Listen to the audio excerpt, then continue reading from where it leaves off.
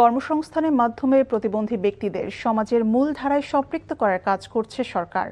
এর অংশ হিসেবে প্রতিবন্ধী ৩ ব্যক্তির হাতে নিয়োগপত্র তুলে দিয়েছেন প্রধানমন্ত্রী তারেক রহমান।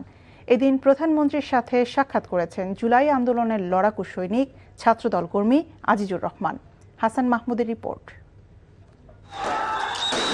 উত্তাল জুলাই অভ্যুত্থান যখন সফলতার দ্বার প্রান্তে, সেই 2024-এর আগস্টের 4 তারিখে মিরপুর দখলে নিতে যে যুবক জীবন বাজি রেখেছিলেন তিনি মিরপুর বাংলা কলেজের শিক্ষার্থী আজিজুল। তবে শুধু ছাত্রদল করায় তার মেলেনি জুলাই যোদ্ধার স্বীকৃতি। লেখাপড়ার খরচ চালাতে হচ্ছে সিএনজি চালিয়ে। প্রধানমন্ত্রীর ডাকে তার সচিবালয় কার্যালয়ে তারেক রহমানের সাথে সাক্ষাৎ করেন আজিজুল।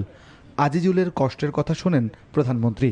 পুলিশের গুলিতে মাথার রক্ত বন্ধ করতে আজিজুল যে পতাকা বেঁধেছিলেন, সে রক্ত ভেজা পতাকা তিনি তুলে দিলেন প্রধানমন্ত্রী তারেক রহমানের হাতে।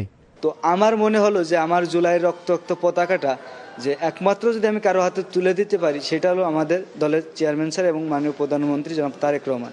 তো ওইখান থেকেই চিন্তা এবং তার কাছে দেওয়া, আলহামদুলিল্লাহ আমি ভালোভাবে তার কাছে পতাকাটা দিতে পেরেছি।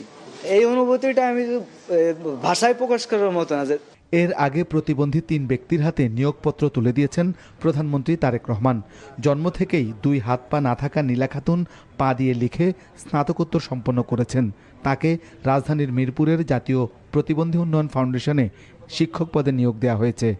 আয়শা আক্তারও মুখ দিয়ে লিখে সম্পন্ন করেছেন স্নাতকোত্তর। তাকে গাইবান্ধা ব্যায়াম ল্যাবরেটরি স্কুল অ্যান্ড কলেজে ক্লাস সুপারভাইজার পদে নিয়োগ দেওয়া হয়েছে। অন্ধ হাসমত আলী নিয়োগ পেয়েছেন সমাজকর্মী পদে। Hasan Mahmud, NTV news, Dhaka.